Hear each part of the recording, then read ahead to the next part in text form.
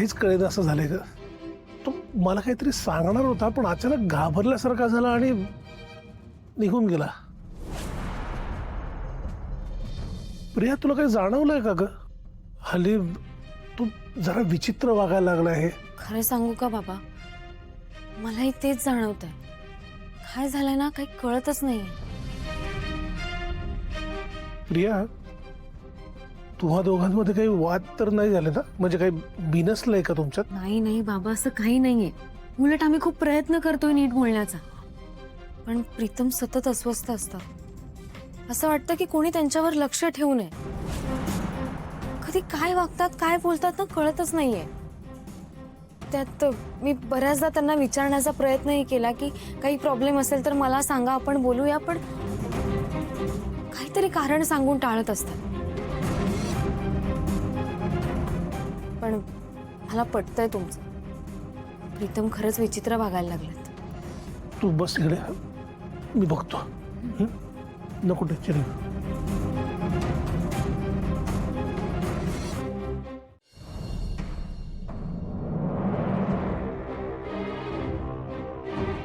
Shit shit shit shit shit, हा माणूस इथे पण आला. पण याला कळलं कसं की आज मी इथे? नक्कीच त्या दिशाचं कारस्थान असणार आहे. सगळं तिनेच पाठवलं असणार त्याला. माझ्या फॅमिलीच्या मागावर काय तो?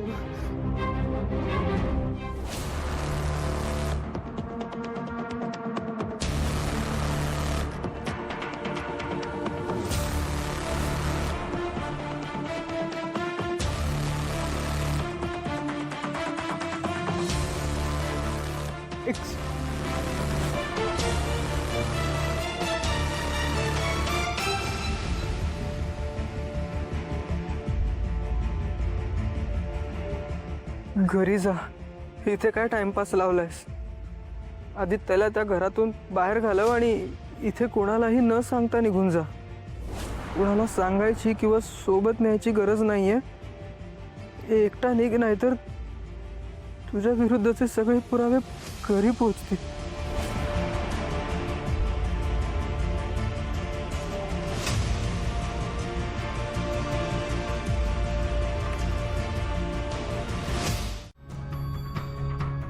प्रीतम कुठे गेले असते? आदित्य दादा आणि आईंमध्ये सगळं सॉर्ट झालं म्हणून सरप्राईज द्यायला तर गेले नसतील ना? देव करू आणि सगळं असंच होत.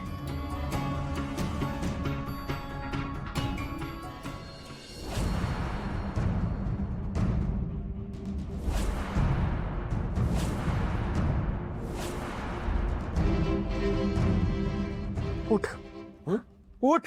काय चाललंय इथे? काय करतोयस तू? बोल, आई उठेल. तुझी हिम्मत कशी झाली? आईच्या बेडरूम मध्ये पाय ठेवायची हिम्मत कशी झाली? तू बाहेर हो. आईला बरं नव्हतं म्हणून मी आलो. तर तू असं का बोलतोय? ही नाटकं बंद कर. प्रीतम, नाटकं बंद कर. नोकर आहेस ना, नोकरासारखा राहा. कळलं? प्रीतम, आई काय चाललंय हे? काय करतोयस तू? एक मिनिट. आणि तू इतक्या लवकर परत कसा आलास? तू आणि प्रिया सया दादाला भेटायला गेला होतात ना, मग काय झालं? आई आई हे सगळं मी नंतर सांगतो, पण ह्याचं काय? हा, एका नोकराने तुझ्या बेडरूम पर्यंत येणं बरोबर वाटतं का? काय नाही, याला याची जागा दाखवून देतो मी. एक मिनिट. प्रीतम, हा मुलगा त्याची सगळी कामं सोडून आज इकडे माझ्या बाजूला बसलाय, माझी सेवा करायला. माझ्या उशाशी बसून दिवसभर सेवा करतोय तो. माझ्या औषधांपासून जेवणापर्यंत सगळं बघितलंय त्यांनी. आणि तुला लाज नाही वाटत? कोणाशी बोलतोयस तू? कोणाला नोकर बोलतोयस? स्वतःच्या मोठ्या भावाशी असं बोललेलं मला चालणार नाही. आई आई आई तू प्लीज शांत हो. उगाच त्रागा करून घेऊ नकोस. तुला त्रास होईल त्याचा. तुझी इच्छा आहे ना मी इथून जावं? मी जातो. तू थांब. आई जवळ पाहिजे तर प्लीज. आई शांत राहा. मला वाद नको. आदित्य,